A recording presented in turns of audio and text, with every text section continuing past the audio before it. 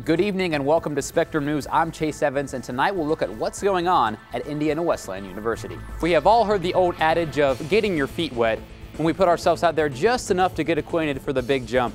I think really it's maybe a different formed team here. Patrick Hopkins, same inside, George Jones, Aaron Martin, and those kind of players are still key. But IWU and the Cougars from St. Francis, both 9-5, just one game behind Grace for first place in the conference. 30 seconds. Call in, people. Oh, I hear a couple. Let's go. I hear some, keep them rolling. But some seniors will be forced to walk down these aisles without their friends who graduate in the spring.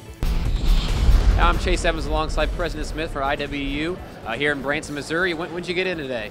We got in this afternoon. We're out here in Branson. You've been out here before. How's the experience been so far?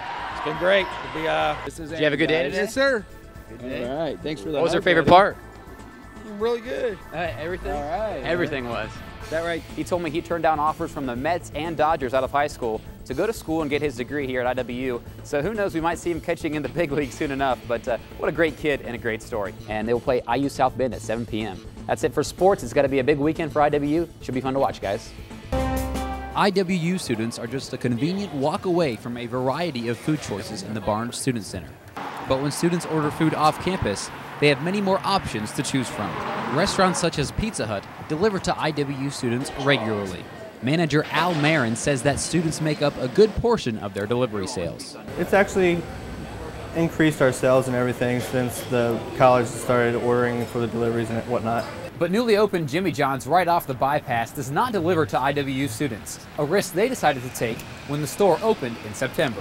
General Manager Tyson Rumpel says their focus is on who they more directly affect, the people of Marion. They set out to reach a couple target businesses, being the hospital downtown, GM. We really hope that we can service the biggest employers here, other than WIWU. IWU does not fit in their corporate 5-mile delivery zone.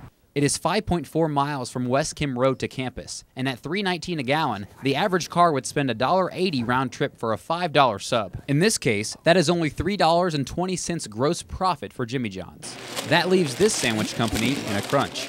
However, students have still added a bite to Jimmy John's early on-site sales. But over time, will this inconvenience deliver results? For Spectrum News, I'm Chase Evans. Baseball is a game of chances. Every time you leave the dugout and step up to the plate, success is not a given. But for junior catcher Javier Aponte, taking chances is a part of life.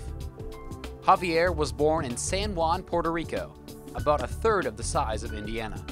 At birth, his mother had a massive stroke, forcing Javier to care for his family at an early age.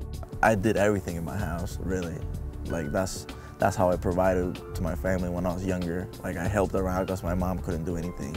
As a teenager, Javier gained a reputation for fighting at school and soon sold his allegiance to several unions to do jobs and get money.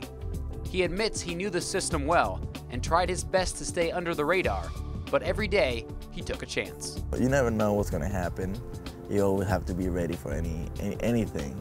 Like, you can go to the grocery store, you can go anywhere you go. You can even walk outside your house, you never know what's gonna happen. For Javier, baseball acted as his guide through the good and bad times.